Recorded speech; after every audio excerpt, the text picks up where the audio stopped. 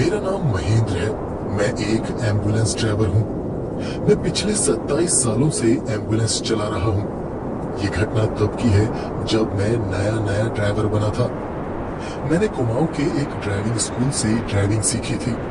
वहीं मेरी driving skills देखकर मेरे इंस्ट्रक्टर ने मुझे हॉस्पिटल में एम्बुलेंस ड्राइवर की जॉब दिलवा दी। कुछ दिनों तक सब ठीक रहा। मुझे शहर के अंदर ही थोड़ी थोड़ी दूरी पर एम्बुलेंस लेके जाना पड़ता था। मगर 1998 की एक रात मुझे एम्बुलेंस लेकर पहाड़ों की तरफ जाना पड़ा, क्योंकि ऊपर पहाड़ में सड़क से नीचे गिरकर एक कार का एक्सीडेंट हुआ था, जिसमें कार का ड्राइवर पिछले 3 दिनों से लापता था। फिर 3 दिनों के बाद उसकी लाश जंगल में कुछ औरतों को मिली। पुलिस बुलाई गई, साथ ही एम्बुलेंस को भी।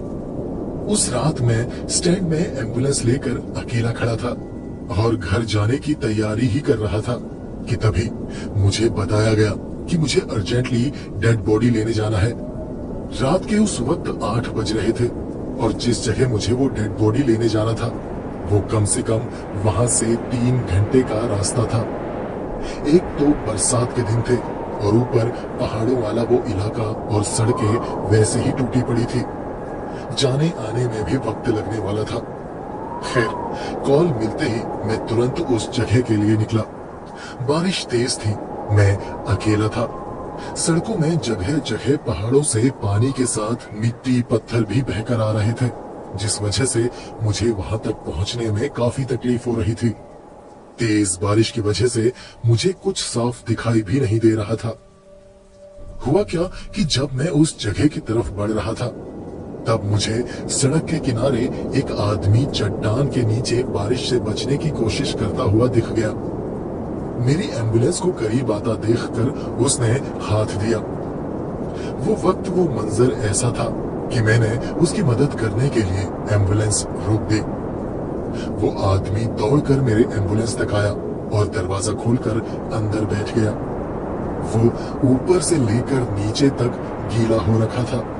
उसने मेरी तरफ देखा और बोला, थैंक यू बड़े भाई, मैं काफी समय से यहाँ पर फंसा हुआ था। अच्छा हुआ आप आ गए मुझे लेने। फिर उसने मुझसे पूछा, वैसे आप कहाँ जा रहे हैं भाई? फिर मैंने उसे बताया कि 3 दिन पहले ऊपर पहाड़ी वाली सड़क से एक कार नीचे खाई में गिरी थी। कार को तो क्रेन की मदद से निकाल दिया गया था, मगर उसमें सवार उसका ड्राइवर किसी को नहीं मिला। आज शाम 3 दिन बाद उसकी लाश जंगल में कुछ महिलाओं को मिली। मुझे उसी लाश को लेने के लिए एम्बुलेंस लेकर वहां जाना पड़ रहा है। मेरी ये बात सुनकर उस आदमी का मुंह तर गया और कुछ पल खामोश रहने के बाद वो मुझसे बोला, भैया उस आदमी की लाश को सकुशल उसके परिवार वालों तक पहुंचा दीजिए। न जाने उसके परिवार वाले कितने दुखी होंगे। इतना कहकर वो आदमी फिर से खामोश हो गया। फिर कुछ दूर जाकर वो मुझसे बोला, भाई गाड़ी यहीं रोक दीजिए, मैं यहाँ से चला जाऊंगा। मैंने उससे कहा, यहाँ क्यों? मैं आपको किसी सुरक्षित जगह में छोड़ दूंगा भाई। वो बोला, नहीं भाई, वहां पर उस लाश को देखकर मेरा जी खराब हो जाएगा, आप मुझे यहीं उतार दीजिए। मुझे बड़ा अजीब लगा। फिर भी मैंने सड़क के किनारे एम्बुलेंस रोकी और वो आदमी एम्बुलेंस से नीचे उतर गया। उसके बाद मैंने एम्बुलेंस आगे बढ़ा ली। अजीब बात थी कि वहां से अगले ही मोड़ के बाद मुझे एक पुलिस की गाड़ी खड़ी दिखाई दी और कुछ पुलिसकर्मी रेनकोट पहने वहीं पर खड़े थे। नजदीक पहुंचकर मैंने देखा वहां पर एक लाश पड़ी हुई थी, जिसके ऊपर सफेद कपड़ा डाला हुआ था। उन पुलिसकर्मियों ने एम्बुलेंस रोकी। मैं एम्बुलेंस से नीचे उतरा। मैंने एम्बुलेंस का पिछला दरवाजा खोला और कुछ पुलिसकर्मियों ने उस लाश को मेरे एम्बुलेंस में रख दिया और मुझे उसे शहर के हॉस्पिटल ले जाने को कहा। उस लाश को गाड़ी में रखकर मैं एम्बुलेंस मोड़कर शहर की तरफ आने लगा। बरसात और तेज होने लगी थी। सड़कों में पहाड़ों से गिरकर और ज्यादा पानी, मिट्टी और मलबा आने लगा था। मैं कैसे तो करके उस खराब सड़क के ऊपर से अपनी एम्बुलेंस चला रहा था।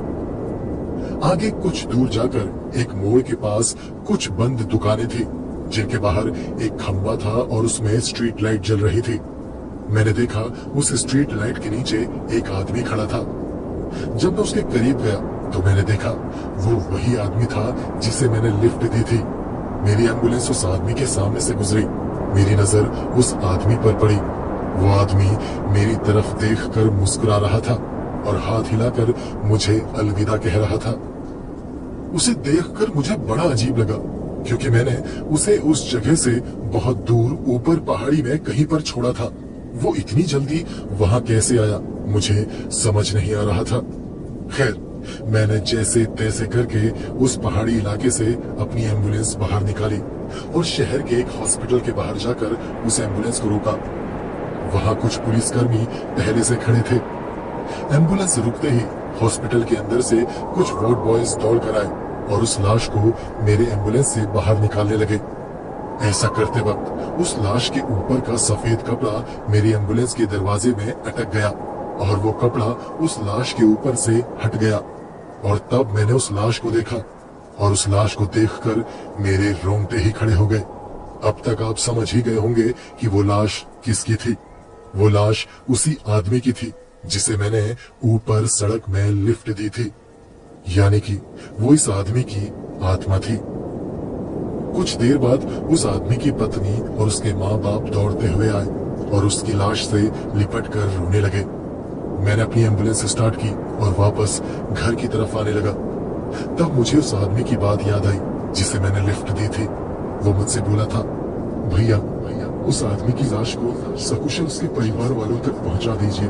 न जाने उसके परिवार वाले कितने दुखी होंगे। दोस्तों, अगर आपको ये कहानी अच्छी लगी तो इस वीडियो को लाइक जरूर करें। चैनल सब्सक्राइब नहीं किया तो सब्सक्राइब कर लें। मेरे चैनल में इसी तरह की कई और दिलचस्प कहानियां हैं, उन्हें भी जरूर सुनें। मुझे और इन कहानियों को यहाँ तक सुनने के लिए आपका धन्यवाद।